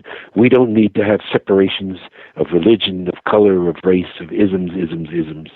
None of these things are real. They're all artificial constructs. I agree. It's energy and consciousness. And, with that being said, also, I wanted to ask you about different pyramids associated with different tonals and frequencies. Are they... Yes, of course. Again, we're looking at these as machines. Every pyramid, every temple was tuned to a different frequency of sound. So we actually looked at these pyramids and temples vibrating together as musical instruments. And this is why some of the people who, and again, Yusuf Aoyan is a master musician. This is why the people sometimes who get it the most, who come to me to Egypt, are musicians, are artists, of course. Artists who have their senses wide open, who can feel and sense and not afraid to experience energies and have those type of initiations. But musicians who live in sound, their life is sound, and they can see that this was a civilization of people who understood sound we're only approaching. So they were like musical instruments, all vibrating at different frequency of sound. This is why each letter represents a different tone, represents a different sound, different color, different crystal. I mean, on and on and on. Everything we think of today as alternative healing, where you work with crystals, where you work with color therapy, where you work with vibrational therapy, where you work with this type, shiatsu. See, all of that was there. All of that was employed employed at the same time. I could give you such a specific. We could do it. Like if we were in ancient Kemet, like Saqqara, which is a site today which everybody thinks is a necropolis, which were burials. Sure, it was burial. It was a burial area for 4,000 years, up until the Romans and Greeks still, and even even Islamic Copts, and then Muslims still burying at Saqqara. But before that, it was a living site. It was a healing site where healing was done by sound. So we could say, like a specific time of day, you would say you had this type of complaint. You would go to the healers, they would put you on a platform, and everybody would tone. They would put frequencies. By toning frequency, they'd be able to look into your body, do an MRI in their mind. They would see your blood flows, your lymph flows. They would see if there's an organ block. Once they see there's an organ block, a connection is made from the healer, who then atones the sound, and then to you. And then you go to the healing hut. And the healing hut would have a specific remedy for you for that specific moment in time. They would do your birth chart. They would know what your astrology was. They know what sign you were. They would know what your favorite color was, your favorite crystal, whatever, an herb, a frequency, an energy, a sound for that ailment, for that specific moment in time. It is there, it happens, it's manifested, and then it disappears. You don't buy a medicine that you keep in the cabinet and use again the next day. Or just take 2 aspirin and see me in the morning. It's specific for that moment in time, for that imbalance that you had at that instant. And then it's gone. And you're in total harmony again. But everything we think of today, from reflexology, from everything, from chiropractic, from everything we can think of that's alternative to so-called allopathic medicine, but even allopathic medicine, because we know in dynastic Egypt they were doing open heart and open brain surgery. They were doing dental surgery. We see dental bridge work with gold teeth that comes from thousands and thousands of years ago. There's nothing new under the sun. We see in Peru people were doing brain surgery 10,000 years ago. I mean, again, we see the same thing. So we see, instead of using the terms Atlantis or Lemuria, we prefer, with Barbara Cloud, to use the term global maritime culture, meaning before the cataclysm, before 12,000 years ago, there were advanced civilizations all around this planet, and they were in contact. Again, the great quote we like to use, it's been used by many different people, David Hatcher Childress, Gunnar Thompson, the oceans weren't barriers, they were highways. We were spreading this knowledge. That's why there is a worldwide grid of pyramids. Mm-hmm. Oh, it's so true. Yep, I think you hit that spot on. There's no doubt about it. And of course, that type of healing, they call it New Age, but it's really a very old age. It's very ancient. That's why, yes. My friend, the person and one time we could come back and do a whole other interview about crystal skulls. Oh, we'll talk about crystals. Oh, I do want to touch on those. Yeah. But F.R. Nick Nocerino, Mr. Nocerino, was the world's expert on crystal skulls. He was a master of crystals. He used to always laugh at the term New Age. He'd say, no, you should call it the Now Age. He says, how does the recovery of ancient wisdom represent anything new? It's the Now Age. Yes. There's nothing new under the sun. Hakim would say this over and over again. There is nothing new. We are just regurgitating old cycles coming back again. And once we start to wake up, then things become more clear about these patterns. And that's the hope for humanity. Again, with all the things that go on in the world, with the news every day, and I'm one that has to keep up with that because I crawl through old websites and websites because I look for all archaeological news all around the world. Sometimes it's buried in different sites, et cetera, et cetera. I look for that little tidbit of information that keeps it going. Majority, I've told people, and it even comes from the mouth of Edward Snowden himself, that the Internet today is probably 95 to 98% disinformation. It's that 2 to 5%, whatever number again you want to put on that 2%, 5% that we live for. Right. Because that is instant information going around the world, unprecedented, which we could do 12,000 years ago telepathically, see? Now we have to have the electronics to do that. Oh, that's so true. And of course, then there's the cellular memory, and I don't discount that, where we can access our cellular memory and just like the full Akashic records. So. Oh, that's certainly about what was taught. We don't just have memory in our brain cells. Memory is in every cell of the body. Mm-hmm. Exactly right. And this is what the crystal skulls were used for. Just briefly, they were the ancient computers. Because crystal, we know, and we can talk about that scientifically, crystal can store energy, and crystal can store information. Energy is pulsed information. So what ancient peoples did before there was writing, crystals were used as computers, and they shaped them in the form of a skull. Why a skull? Well, that's where our brain is. That's where memory is. It's something we can recognize. A skull is something that was not a symbol of death to ancient people. It was a symbol of eternity, infinity to ancient people. So the crystal skulls were the ancient computers. People put their energies, their thoughts into computers. This is what we do when we work with the crystal skulls today. I've been taught by Nick Nocerino and Marcel Vogel. It's real easy to teach anybody just to be quiet, just to learn to relax the mind as much as possible. And then you start seeing images from the skulls, things that have been stored in there, scenes of history, scenes of people, scenes of events, many, many, many different things. And particularly with what we call the genuine ancient crystal skulls, which are over 1,000 years carved as a skull, were used by the Maya, were used by the Olmec, were used by the ancient Tibetans, and may have been used by many, many, many other ancient civilizations to store information, to store knowledge. Exactly. And used for healing. Crystal, of course, used for healing. Right. And also, I would say they would be able to transfer consciousness from one being to the next, wouldn't they? Absolutely. They were also used to take, the Mayans very much used them to help people go to the other side peacefully, to pass over. Nice. Right, and we do have a crystalline design. Now, I wanted to ask you a little bit about light body into Merkaba. I'm sure you're familiar with that with initiates. But I actually used to hear John Paul Melchizedek talk in the 80s when he was first doing the Merkaba teachings. Oh, wonderful. Yeah, I'm really big on that. And I was going to ask you, with all the ancient mystery school teachings and, of course, the ancient pyramids, I would assume that they would go through a transfiguration at the atomic cellular level through frequency and consciousness and toning. And even though they don't use it for initiations now, I would suspect that was probably a process of a transfiguration of going to the next level. To open a Stargate, would you say that was used for that? Absolutely. There's no doubt that some of the things they would do in the temples, which we do in pyramids today, which again, pyramids were not originally temples of initiation. They were temples of energy. They were tombs. They were houses of energy. Per neter is what pyramid comes from, which means houses of energy, houses of nature. The tomb was the per ka, and the temple was per ba, the house of the spirit. In the house of the spirit, using the sound, using the energies of the pyramids around you, you would have easily out-of-body experience. In fact, I would imagine that even many of the priests who kept it up even through dynastic Egypt were spending most of their time out-of-body. I mean, because they knew that the physical was not the real world. So they were spending as much time as they could in the outer worlds, when there was separation. But again, when the closest thing almost to do it, it's an interesting, there was a film recently, I don't know if you saw it, Scarlett Johansson, it was called Lucy? Yes, I did see it. Well, they inject these drugs in her and then it makes her use almost 100, eventually 100% of her brain. But it was very interesting premise how it starts out, because it is the same understanding that we have when we're using all the senses. When we're using 360 senses, it's hard for us to realize it today because we're stuck so much in the third dimension. But at that point, it's hard to say that we were ever much in the physical at all. At that time, we could think, again, this is why we say there will never be blueprints found for the Great Pyramid. It was all done in the mind. We could think in 4 and 5 dimensions. We thought in solid geometry.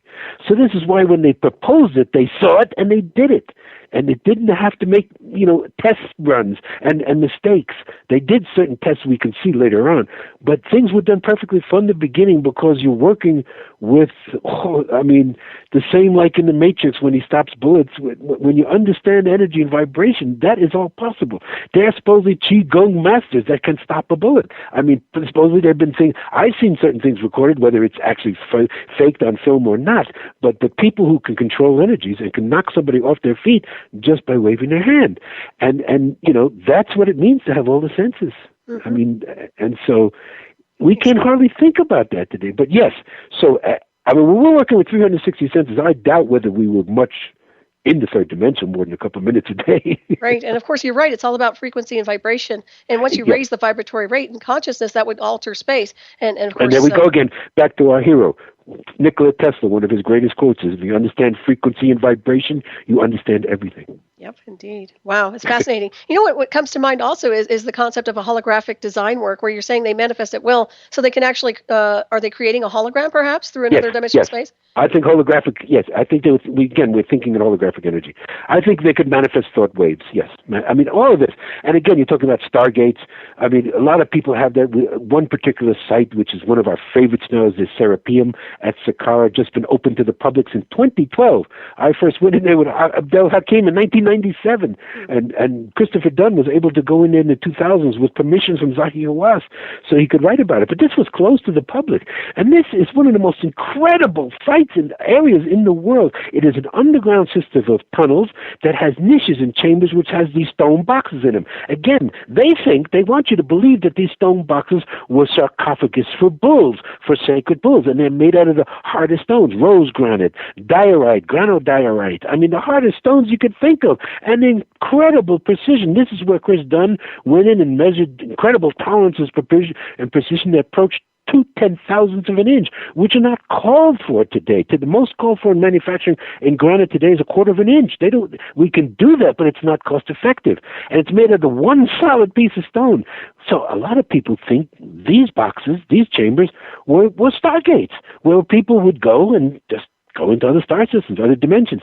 I think they didn't have to actually physically do that. Again, I think at this point, the energy created by this system could lend people in their temples. We went into the temples where we would all be chanting together, making sound, and there'd be crystal, and there'd be flowers, and there'd be scents. There'd be every one of the 360 senses would be activated. We would naturally be we'd go to star. You could go to any star system you wanted. And this is the point. We once we were talking, my friend and my research partner and I, on the Giza Plateau, Hakim, pointing at the Great Pyramid and saying, a lot of people think it never was intentionally capped, that there were crystal rods that came out to the top, and that was the antenna, that it was a great radio station. Hakim would say, no. And he'd point to the Great Pyramid and said, that's the radio station. Through the Great Pyramid, we could communicate with every dimension that's ever existed, right, and receive from. So, extraterrestrial doesn't even get it, because extraterrestrial is talking about third-dimensional beings. And most people, again, hung up on the third dimension. They're looking for physical beings. The more, again, this is from John Willem Melchizedek, the more that there is of existence is non-physical than there is physical. So the consciousness that we can communicate with through crystal skulls, through pyramids, are non-physical, interdimensional beings, which is what we are. We're hung up on the third dimension in this cycle, but we're going to leave it. We're moving 4 dimensions. We're going to go to 5 dimensions. We're coming back to that understanding as the senses get open. And so the point is, we existed on that multi-dimensional level when we built these things. And so the Great Pyramid communicated as a communication device with all dimensions and received from. Right. And you're so right about we are multidimensional beings, but also multiversal beings. So you expand even to that. So it's infinite insofar as expansion. That's what's so sad. The saddest thing in the world today is human beings who feel they have no value, no self-worth. That is the saddest thing to me in the world today, is that when I understand these ancient civilizations, where we were when we had this consciousness, everybody knew they had a place. Everybody knew they had a function, a reason, raison d'être, a reason to be.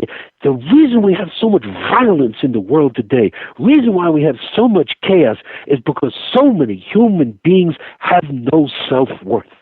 And I blame religions, governments, and government and institutions. And that's the Amen. That's the age of Amen, which keeps us in polarity, in darkness. So the idea is to awaken, awaken, awaken. Hakim said that was the meaning of the time we're in now, a new dawn of consciousness. It's time to awake. He would use this Arabic expression, which is always one of my favorite of his expressions. Sma'u wa'u. Listen and awake. Nice. And also, Amen means darkness, right? Or no? Huh? Amen, does that not mean darkness? It means so it'll be hidden. Again, I used to tell people, not wanting to offend anybody's religion, but we say this word through all our prayers. In Hebrew, it's Amen. In Christianity, it's Amen, Amen. Or in Arabic, in Islam, it's Amin. It's the same thing. Thy will be done. So let it be. Let it be God's will. That's what we think we're saying. But actually, what we're saying, according to this ancient tradition, is so let it be hidden. Wow. So let it be kept in darkness. Interesting, isn't it? Yeah. Wow. And then, here you see the dilemma when you deal with the fundamentalists of the world. I mean, every fundamentalist religion believes they're the light and everybody else is wrong. Jesus came to give the light, but Jesus never said he came to create the religion, Christianity. He came to fulfill the laws of Moses, he said. That's what he said. And Muhammad never said he came to destroy Jesus or Moses? No. Or to start wars with Christians and Jews? No. He came to fulfill a light because he saw what these teachers have come through all throughout, the Moses, the Jesus, the Muhammad, the Guru Nanak, to the Sikh religion, etc., etc. These are beings who've come through this age of darkness, showing that we've gone astray, that the teachings of light have been corrupted by religion. And again, this is what basically my second book, From Light into Darkness, is about. I make a distinction, separation between the terms spirituality and religion. This distinction is not made in academia. In fact, when you study academia, every discipline from psychology, sociology, comparative religion, theology, is a different definition of what religion is and what religion came from. So I made a separation. Spirituality has nothing to do with the concept of deity. Spirituality is an understanding that we are of spirit, that there is an essence that's more than the physical, and it exists before and exists after. And we can connect with that. Religion becomes the business that is based on spirituality. Right, and this is what we talk about. That I give the whole story in From Light into Darkness. That Hakim gave us this wonderful little story, how the early shamans, after the cataclysm, people are starting, the senses are starting to wane, people are losing consciousness. You have these certain individuals, which we called shamans, who by certain practices of discovering psychoactive plants, by doing breathing exercises, whatever, they were able, using crystals, they were able to keep their consciousness higher than the normal people. And they're the ones who they'd come to people one day and say, you know what happens to this thing called the body when you drop it? No, there was no concept of death before. They didn't care. They said, well, we'll take care of it for you. And these, what we call the Hanut. And the Hanut were the first priests. They call them funerary priests. So the first business was not prostitution. The first business was religion. Death became the first religion. It is the biggest business in the world today. I hate to have to leave it on that. I'm not going to leave it on that. We're going to turn it around positive, but it is. I always point to people, there is one film I have seen in the last 20 years which is incredible. It's called The Lord of War with Nicolas Cage. Did you ever see this movie? No. I highly recommend it. It's about the international gun running. It's about the basis of what is the world's business, which is war. Mm-hmm. That is what it is. That is what it is. It is the business of Amun. It is the business of the religions. It is the business of all governments to stay in perpetual war. And this is, what we're going through in this country right now with the whole Iran situation, et cetera, et cetera. But the whole idea is once we wake up and don't play war no more, and the only thing that they do is the fear, the control. Is how they started this, is they started people thinking, what happens to the body when you drop it? Again, when full consciousness, we never thought about that. We knew it's just change of form that goes on. Consciousness doesn't begin. Consciousness doesn't end.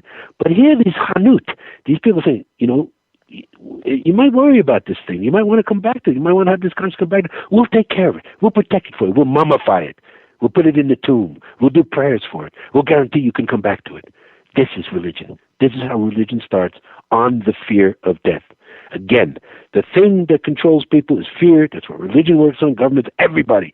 Everything that's going on, unfortunately, in this country today is a country full of fear. I agree. Yeah. And this is how they control. So this is how we break the controls, how people are going to start to think for themselves, to open their senses, is stop depending on the book. Right. We are the people of the book, the Abrahamic religions. We have to have a book. And this is where religion differs from spirituality. Spirituality doesn't have a book. You have to have, for the modern religions, you have to have the book. We are the people of the book, Jews, Christians, and Muslims, the people of the book. Hakim said, put down the book. Experience it for yourself. Learn it for yourself. The only truth we know is that which we experience directly in our being. So true. There are no middlemen. Without a doubt. That's interesting when you were also talking about the stone boxes, because when you're talking about immortality, to me, it would seem like those boxes were a representation of regeneration at the cellular level. And also the idea of that we don't expire, that we can actually keep our vibration to that level of higher consciousness where we can go on and on and on. So you're right. So at what point in the continuum do you think we went into that density where you think obviously it was something associated with the programs and the religions, but at what point do you think that happened where people turned it around and almost reversed the frequency to a point where they're tracking? That is what Amun is. It is what again, I'll go back to the great mystic George Gurdjieff. When he would talk about patriarchy, things today, he said everything is topsy-turvy. Hakim would show us how even definitions of words have reversed from patriarchy to matriarchy. How they've changed. So it was a conscious decision from those who wanted to maintain power. Again, I mention it all this time. In this point in Disney, you get this unholy alliance from what are called the wealthy families or the warrior families, the ruling families, and what are called these early priests we call the Hanut, the early shamans, and they decide to make this alliance. We're going to work together and we control the people. And that forms your first civilizations, your first city-states, your first kingships, etc., etc. It didn't exist before then. It's hard for people to understand that we existed in a civilization where there were no actual leaders, where there were no kings, where there were no priests, and there was no concept of God. Nobody can accept that who's a religious person because God was there before us. God created us. So how could there be a time when there was no God? Well, there was a time when people just worship trees and rocks, and what they call animism, and that's like less than deism. It's less than having a concept of God when you see that there's energy in rocks and trees. But of course, that's what it is. That's what the netters are. That's what nature is. Everything has consciousness, not just organic or inorganic, inanimate and inanimate. Everything is consciousness. That's the only definition of God that makes any total sense. Just consciousness. You can say love. You can say energy. It's the same thing. But that's the only definition that makes sense. Just consciousness. And once we have 360 degrees of netters, of senses, we are in total. That's where the circle comes from. That's where 360 degrees. The first symbol humans ever used was the circle. No beginning, no end. Just the cycles. They go on forever, but they don't stay static. One of the key things Hakim always taught us is in these cycles, it is a spiral, which is the natural symbol used in all civilizations, all cultures, all understanding of energy, moving in a spiral. So we are spiraling upward. He said the beautiful thing about this age of Amun, which is the fifth stage of the sun, is it's always the shortest stage, and it's always getting shorter as we're going on, because we are spiraling upward.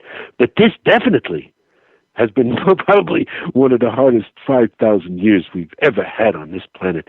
If you think about just the 20th century alone, hundreds of millions of people murdered. Absolutely. And also, it seems like it's a technological war. I mean, there's a lot going on with, I want to say, mind control and influencing the psyche. You were talking Again, about... it's a separation, though. It's taking spirituality out of technology. What's wrong with our engineering, our technology, our buildings, our architecture, everything today is devoid of connection to the spiritual. If you have a divine architect who and there are many who design according to nature, natural airships, earthships, things like that, then you're in line. But, concrete steel buildings, they're not going to last. None of these things we've put up. Look at the Great Pyramid. They say it's 4,500 years old. We say it's over 26,000 years old. It's not intact, but it's still standing. Do you think any of our buildings in our modern cities today are going to be there in 5,000 years? I don't. Where did they get that number? Where did they get that, Stephen? I mean, how come it's they say only this many years versus what you all came up with? Again, those four stages of the cycle, he would always say are indeterminate. But he says it's interesting because of this age of Amun has to deal with record keeping. And with writing, we have a more specific time frame on it than we would with the ones before. Because before that is before writing, where there's no written records, only the oral records. And the oral traditions always don't speak in exact tunes. One of the beautiful things about oral wisdom keepers is they never speak in exact tunes. Hakim only used a few numbers, 5, 42, were key numbers to the Commissions, but those numbers only come later. Exact, again, here's another beautiful understanding. We talk about the Great Pyramid, we say it has an average side of 755 feet on a side. But listen, there is not one side that is 755 feet. One side is 757, one is 754, one is 750, et cetera, et cetera. So it averages out to 755. Ancient people knew that there are no exact numbers. There's nothing exact. Everything's always fluctuating, changing, vibrating. So they only understood numbers and as estimates, as guesses. So the oral tradition. Beautiful thing is two movies that were done by the great Australian director Peter Weller, and he's talking about Aboriginal knowledge. And the Aboriginals would have a system of time where they would something is old, older, or oldest. They'd have a system of distance where something is far, farther, or farthest. And that basically was how the ancient Cometians looked at it. That was old, that's the old. In fact, even the Arabic term for the pyramids is El Aram, which means the old, the ancient. Mm-hmm. Yeah. Wow. So, we're hung up today thinking we have to say it's 55.627 degrees, right? But if you try to calculate pi, you never come to the end. Mm-hmm. It goes on forever. Right. So it's almost like mathematics really are not. I'm not saying they're not significant. There's no but such it's more thing about as exact frequency. Mathematics are just estimations. Right. We just use those for estimations. There's no such thing as exact numbers or exact anything. Right. See, I see it more as a geometric and frequency-oriented design work versus just the mathematics behind a lot of what people put emphasis on. So it's very interesting. I was going to ask you also about the Great Pyramid. Now, I was understanding that it's producing some kind of a pulse. Again, we think it still pulses. It's still producing infrasound. Okay. So actually, the Great Pyramid vibrates at a harmonic of the Earth herself, which is known as the Schumann resonance. The Schumann resonance is between 2 and 10 hertz. The Great Pyramid vibrates between 2 and 8 millihertz. So it's actually a harmonic of the Earth itself. So we try not to program people's reactions when you go in. But we tell people, we go in there, we have the lights turned out, we have the sound turned off. And you just listen. And you can hear the pulse. You can hear it is pulsing. And interestingly enough, the Great Pyramid pulses at 72 beats a minute. Aww, really? What else is that number? What else is that frequency? 72 beats a minute? It's your heartbeat. Yeah, I was going to say heart, but I didn't want to say it. Some people might, but that's interesting. Yeah, so it's still pulsing. But it's infrasound, which means you can't hear it normally with the ears. You really have to go into it, and but once we start toning, when we start the harmonics going, it's very easy for people to experience the energy the Great Pyramid still produces as a vibration machine. Again, once you start toning, you produce the input of sound. The Great Pyramid just picks it up, and once you know the frequency the Great Pyramid vibrates, which we do, we hit that tone, and it's the greatest out-of-body experiences I've ever had in my life. I've been inside the King's Chamber of the Great Pyramid. What can I say? Right. Well, what's interesting when you talk about that now, it sounds like it's alive. Yes. It has a heartbeat. Beautiful. They didn't see buildings and structures, again, organic, inorganic. They didn't differentiate. This is why when they would create a temple, when they would create a pyramid, they would take a stone from an older temple. In other words, if you go through what they call their Egyptological time frames, the Old Kingdom, the Middle Kingdom, the New Kingdom. So the New Kingdom was around 1500 BC. They wanted to go back to the way the things were in the Old Kingdom. So they would take remnants of Old Kingdom temples, foundation. The Masons do this today. It's what they call setting the stone, setting the cornerstone. They would actually see temples and pyramids as organic living beings. So you take a seed from the old temple, you plant it in the new temple, it's a living being. So in other words, as only us supposed New Agers today, they think we're crazy. We talk to crystals and stones like they're alive. But this is what ancient people understood. Everything has consciousness. They didn't see things as dead and alive, organic, inorganic. They didn't label and differentiate and separate. They saw things more similar than separated. That's the whole idea when you see the like aspects, that everything has feminine and masculine qualities. Everything has similar qualities. This is one of the beautiful things I was talking about in the lecture I just gave in Egypt, how quantum physics today is coming closest to the understanding of what we have of the ancient people. Because we're taught today, and Hakim would say, the whole idea of this age of Amen is to label something. The Greeks did it. Why we have Egyptology is based on Greco-Roman mythology. It's based on Greek labels. And when you label something, you limit it. Because if you're saying something is this, but it is not that, that's how you're defining it so that the mind can understand it. But what quantum physics is showing us today is you're saying, yes, it is this, but it is also that. Everything has the qualities of the opposite. That's why there's no really, again, the only separation between man and woman is just the superficial plumbing. We're both feminine, we're both masculine, we're both similar energies. Some women are more masculine than men. Some women are more male than men. I wouldn't want to get into an alley with Ronda Rousey. You probably don't know who she is, but she's the baddest woman on the planet. And she could take most men in the world on a street fight. Most men in the world. And again, this is not just the plumbing is superficial. It's what we are. The essence is all these different energies, all these different principles that make up who we are. And once we know them, they label themselves. And we don't have to worry about this is this and this is that, because that just limits our thinking. It limits our experience. We're all part of the whole. We all have essences of everything.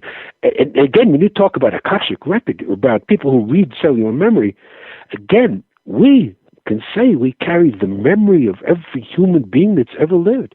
Crystal skulls can record the event, every event that occurs around them. That could be billions, millions and millions of bits of information stored in them. Mm-hmm. And we do. But we've come, this is the age of Amun. We are born with a veil. Mm-hmm. The idea is to lift the veil. That's the whole idea of what they say is to become enlightened. In light is just to. I used to love. One of my favorite teachers was Rajneesh, who was Osho at the end. He was Bhagwan Sri Rajneesh for many years. Then he was Osho. He used to say, the only difference between me, I'm enlightened and you're not. But the only difference is we're both standing on a mountainside and we're looking at a beautiful sunset. But I have my eyes open and you have your eyes closed, and I'm just tapping you on the shoulder and said, "Look, open your eyes. Look at the sunset." This is all the Buddha, this is all Moses, this is all Jesus, this is all the great masters have ever said to us. Just open your eyes, see life for yourself and understand. And this is why I put Hakim in that level as an incredible teacher, because he would always tell us, learn it for yourself. He would say, don't think, don't believe, know. And you know by your experience. Yes, absolutely. Well said. And we tell people, come to Egypt. That's where you have the maximum experience. And you come to Peru and Bolivia with Brian Foster, you have maximum experience. So we're not only going to be going to Egypt next April, we're going to be going to Lebanon, which is the great megalithic site of Baalbek, which is the most spectacular megalithic site in the world. You see 1,200-ton blocks of limestone that look like they were Tinker Toys, that they were used as Lego blocks. So that's why people think they were giants or this and that, or aliens or whatever. But people working with 1,200, 1,500-ton blocks of stone like it was nothing. And Hakim would always say the only way they could have dealt with that weight was to deal with the gravity. So we say they used sound to produce anti-gravity fields. That's how they lifted all this megatonnage. Right, that makes perfect sense. I was going to say also maybe a form of magnetism, but yeah. They changed the polarity in the stone. It is magnetism's involved, because people can also, again, this is Chris Dunn's first book, Edward Leeds Scalman, Coral Castle. He said he knew how the pyramids were built. We believe he used a form of magnetism and waves also to do the reverse of polarity, to do it the same way, to create anti-gravity fields using magnetic fields. He believed gravity was a function of magnetism, that actually Einstein was wrong. I agree 100% on that, yeah. Totally. And we're getting ready to wrap this up pretty soon, but I do want everybody to know how to get in touch with you, and also how to access the YouTube videos and to get in touch with you. Great. Okay, well, the series of websites, the Kemet School website, again, as you gave out, is www.kemetology.com, or just Google the Kemet School of Ancient Mysticism. Has all the tours, has a lot of videos and articles I've written up there. Also information about Hakim. Brian Foster's site is, you've given it out already, www.hiddenincatours.com. His YouTube site is Hidden Inca Videos, .com. You can see a lot of videos of us in Egypt. He has a lot from Egypt and from Peru and Bolivia. And, we're going to be going next April, and it's the best time is to go to Egypt now, because people are not going in droves yet. You can still have maximum access to the sites, and it is safe. One of the key things we have to continually saying safe. Again, like we've talked about, the media drives fear. Fear is what tries to keep people separated. Egypt is safer than anywhere in the United States. Maybe 20 people have been killed in physical violence in Egypt over the last couple of months, while 1,100 people, black people, have been killed by the police in this country alone. So there's nothing that is as dangerous in Egypt as is in the United States. Mm-hmm. I'm really glad to hear that. Brian touched on that also, and that's really good news, because a lot of people do get concerned about traveling over there. Oh, sure. Yeah. It's completely safe. We would not go to the sites. Sites are completely covered, safe by military security, and in fact, they overdo it. But and Egyptians love them. Again, people have to get this idea of Muslims hate Americans. All this is nonsense. Egyptians love Americans. They love everything about America. They can't get enough of us, really. That's so nice to hear. And even the women, right? Yes, yeah, it's a Muslim country, you expect that, but the Egyptian women are some of the most enlightened women in any Muslim country, and they are part of the revolution, and they're part of what's going to be the new Egypt.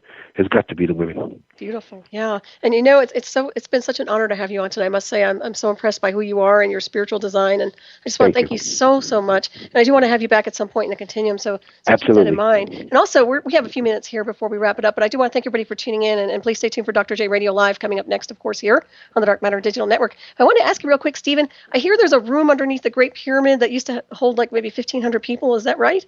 No, there's nothing like that. Oh, there's no room underneath. Okay. There may be. There's many chambers that have not been discovered. There are tunnel passages underneath, but nothing like that. I mean, that is rumored. There's so many things rumored. Again, halls of records under the Sphinx and in the pyramid. Well, again, Hakim didn't believe in halls of records. Just like you and I have talked about, he said we are the halls of records. We go to the sites, we awaken this energy, this knowledge in ourselves, in our beings, and we can channel this information that it was. We don't need written records. We are the halls of records, and we believe the stones are the ones that talk. The stones actually talk to us, and they tell us what the history is. That makes perfect sense. And also, how does the government work with you all nowadays? Is it pretty smooth sailing, or is there any limitation? No, that's always a problem. That's always a problem. There's always restrictions. There's always things going on there. That we have masterful ways of how we're getting around it. It's always the same with any system. Sometimes there's restrictions. Sometimes they tell you can't take pictures here, you can't do this. We have the maximum ways of getting around and doing the best we can for our people that they get the maximum experience. But no, it's still restricted like it once was under Zahi Hawass. It's actually the same way. Right. Who took over after him? It's just a hack. We don't even know his name. They go one to another. They're just officials, just hacks. One guy, they put a guy in charge of archaeology who had never done any field archaeology in his life, was just a professor. So it's just, but we know the system by now. After working it this way, we have maximum experience for our guests to see things that other people don't get to see. Right, and also I would say just by your own frequency alone, you're receiving more than you realize when you get over there through consciousness. Absolutely, girl. Yeah. I'm telling you, people never know. I always love the first-timers. Love to have people repeaters, but the first-timers. And again, I'd love to leave with this. I've had many, many men who've been dragged to Egypt by their wives who had nothing to do with Egypt, with spirituality, just there to accompany the wife, okay? Going through everything, come into the Great Pyramid. Okay, I say, just be open. Just let experience whatever you can. After it, every one of them says they feel something. Everybody gets something. People who really come, who like you, like I say, who feel connected since a small child, they have crying, they have powerful emotional experiences, rebirthing, life-altering experiences, but everybody gets something. Everybody is different when they come back from a tour to Egypt than they were before they went. All right, what an initiation. It seems like you get one on the inner planes to some degree. Yes, every plane. Absolutely. Wow, what a blessing. And thank you again. And I want to thank all the wonderful beings that worked with you and your teachers, because they really put you on a beautiful path. And thank you for your illumination too. You've been incredible. I must say, Stephen, I'm so impressed by you. It's beyond words. So, and also we're probably going to, my pleasure. And we're probably going to run out of time here in the illusion of time. A lot of UFO sightings over there by the pyramids, or no? Excuse me? Do you have any UFO sightings over there by the pyramid? Any anomalous lights? Yeah, there are those things, yes. I mean, you see all sorts of energy things. I would say more interdimensional than actual physical. And with that being said, we're out of time here. Thank you again, Stephen. Thank you, Keith. Have a great week, everybody.